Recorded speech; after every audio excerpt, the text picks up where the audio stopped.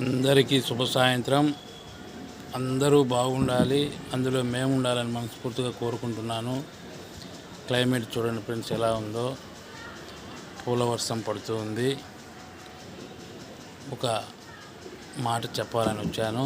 నేటి సమాజంలో కొందరి ఆలోచనలు, కొందరి ఆలోచనలు ఎలా ఉన్నాయంటే, కోడలు వేరు కాపురం పెడితే వాళ్ళ అమ్మా నాన్న సరిగా పెంచలేదు, సంస్కారం లేదు, పెద్దలంటే గౌరవం లేదు, ఇలా మాట్లాడతారు. అదే వాళ్ళ కన్న కూతురు వేరు కాపురం పెడితే, మా అమ్మాయి చాలా తెలివైంది, ముందు చూపు కలిగింది,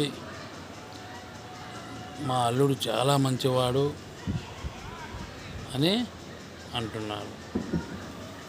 అవునంటారా కాదంటారా ఫ్రెండ్స్? ఏదో నేను చెప్పింది అవునా కాదా అనేది కామెంట్ రూపంలో తెలియజేయండి ఫ్రెండ్స్.